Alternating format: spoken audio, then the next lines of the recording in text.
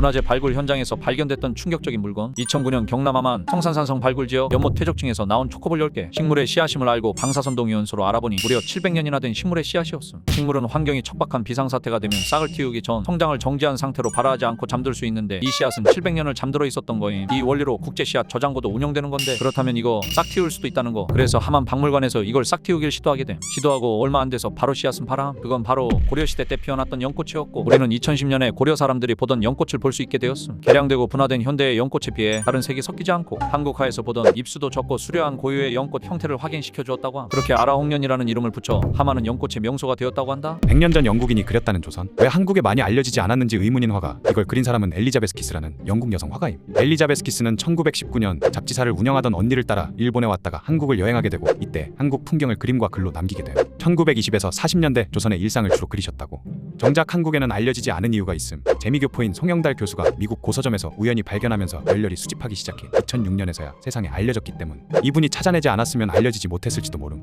조선을 이렇게 그려놓은 작품은 진짜 처음 보는 듯. 한국에 너무 늦게 알려진 게 신기할 정도로 그림이 너무 섬세하고 예쁨. 그녀는 그림과 함께 조선에 대한 글도 많이 남겼는데 독립운동에 대한 묘사도 꽤나 되어 있다고 함. 여학생은 왜 자기가 학교의 명령을 어기고 독립운동에 참가했는지, 또 어떻게 체포되었는지 말했다. 동정을 구하는 표정이라기보다는 승리한 자의 모습이었다. 공식 스폰지밥에 한국어가 나온 이후 전에 이 짤로 스폰지밥 애니에 한국어가 등장했다고 화제가 된 적이 있었음. 이거 한국 방영분에서 임의로 한 게 아니라 원본이 이런 거임. 크크크. 이 장면이 이렇게 된 이유가 있음. 스폰지밥은 사실 한국 회사에 20년 동안 꾸준히 하청이 들어간 애니임. 그래서 한국인 스텝 참여가 꽤나 많다고 함. 이 장면은 스폰지밥 시즌1에 나온 피자 배달 에피소드인데, 스폰지밥이 자동차를 운전하려는 장면에서 징징이가 쪼니까 스폰지밥이 당황하면서 기어 조종관이 외국어로 보이게 된 건데, 이게 한국어로 나왔던 거임. 스폰지밥이 기어 조종관이 외국어로 보일 만큼 당황했구나, 이렇게 이해해야 하는데 한국인 어린이들만 저 장면 보면서 왜 저러지 싶었을 거임. 크크크크. 여튼 이 장면 자체가 연출이라 다른 나라 방영분에서도 저렇게 한국어로 나온다고 함.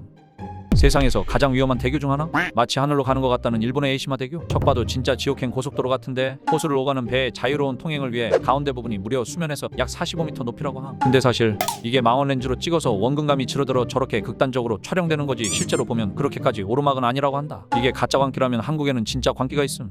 바로 부산항대교임. 부산항대교는 그냥 찐으로 어떤 각도로 봐도 조마조마한 도로임. 어떤 미친 인간이 설계한 건지 실제로 달려보면 롤러코스터처럼 오금이 절로 지림. 이거 시티투어 버스 2층에 타고 가면서 보면 진짜 무섭다고 함. 실제로 부산항대교는 한 번 건너보고 식은땀 나서 핸들 꽉 쥐고 갔다는 운전자, 두 번 다시 그쪽으로 안 간다는 운전자들도 꽤나 있음. 고소공포증 있으면 절대 못 갈 도로임. 한국인들이 더빙보다 자막을 선호하는 이유가 있다. 원어를 선호해서 그런 것도 있겠지만 큰 이유 중 하나는 바로 한글의 가독성임. 알파벳 문화권에서는 분당 1000단어를 읽는 게 최상위급 속독이지만 한국에서는 소설 덕후쯤 되면 분당 2000자를 읽는 게 어렵지 않은 수준임. 그 이유가 한글은 글자 하나씩을 공평하게 인지하여 읽는데 끊김이 없기 때문임. 그래서 일정한 속도로 쭉 읽는 경향이 강함. 영어의 경우는 단어가 길고 잘 안 쓰일수록 뇌에서 처리하는데 오래 걸려서 읽는 게 지연됨. 그리고 우리말은 한자어들과 사자성어 등을 빌림으로써 복잡한 논리를 전달하는 언어의 압축률 또한 상당히 높은 편임. 해외에선 대부분 더빙이 있으면 더빙을 봄, 자막을 이 정도로 선호하는 나라는 한국 외엔 찾기 힘듦. 의외로 한국에서만 먹는 생선? 바로 갈치, 스시, 사시미의 나라 일본도, 심지어 먹을 거로 환장하는 중국도 갈치는 잘 안 먹는다. 기본적으로 심해어라서 그물로 건지면 대기압을 못 견뎌서 죽어버려 회로 먹기도 힘든 생선. 근데 동아시아국 중에 거의 한국에서만 국민 생선 취급을 받고 있음. 그냥 한국이 전 세계 갈치를 빨아들이는 중인데, 갈치는 평소에 이렇게 꼿꼿이 서서 지내기 때문에 그물로 바다 긁어주면 쉽게 올라옴. 그러면서 갈치 치어인 풀치들까지 쉽게 잡히는데, 그렇다 보니 한국 바다의 갈치들이 씨가 마르기 시작하고 2000년대까지 고등어보다 저렴했던 갈치값이 역전돼버림. 어쩐지 어렸을 때에 비해 밥상에서 보기 좀 힘들어진 것 같더라니. 아무튼 일본에서 잡은 것도 죄다 한국으로 오는데도 공급 없다고 난리. 야, 이거 뼈 너무 많은데. 아, 크크. 갈치는 뼈 바르기 쉽다고. 한국에도 디즈니랜드 같은 무비 테마파크 생긴다고 함. 한국에 디즈니랜드 짓는다는 미끼로 속고 실망한 지가 몇 년째냐? 그 시작은 2003년 말 미국 월트 디즈니사에서 디즈니랜드 유치로 시장성 타당성을 보러 한국에 들어옴. 당시 가장 유력지는 과천. 하지만 서울랜드와 서울대공원이 있으니 사실 여기다 디즈니랜드를 지어버리는 건 너네 장사 접으라는 건데, 이런 여러 잡음으로 엎어지고 결국 상하이에 유치, 상하이 디즈니랜드가 오픈해 지금 성황리에 잘 되는 중임. 근데 최근 신세계에서 화성에 국제 테마파크를 준비하게 됨. 디즈니, 유니버셜 같은 해외 IP를 유치한다 어쩐다 했는데 이걸 진짜 해버림. 유치된 해외 IP는 바로 파라마운트. 투입될 예산은 4조 5,700억. 파라마운트가 보유한 IP는 스폰지밥, 트랜스포머, 미션 임파서블, 소닉, 인터스텔라, 닌자 거북이 등등이라고 함. 정용진 회장의 야심작 묻혔네. 보법이 다르다는 국립중앙박물관 굿즈모, 석굴암 무드 등 문화재 형태를 거의 그대로 옮겨왔는데 예쁘기까지야. 지붕 위에 달이 뜬 것 같은 인센스 홀더, 그냥 세련되고 예쁨. 크록스 참 세트, 귀여움. 술 부으면 선비가 취하는 잔. 아이디어 진짜 좋은 듯. 자개꽃, 와 이건 진짜 우아하고 고급짐. 수치로 만든 자기 오브제, 당장 어디 감성 카페에 둬도 될 듯. 청자향초, 불 안 붙여도 예쁨. 신라 기와 소스 종지, 이것도 귀여움.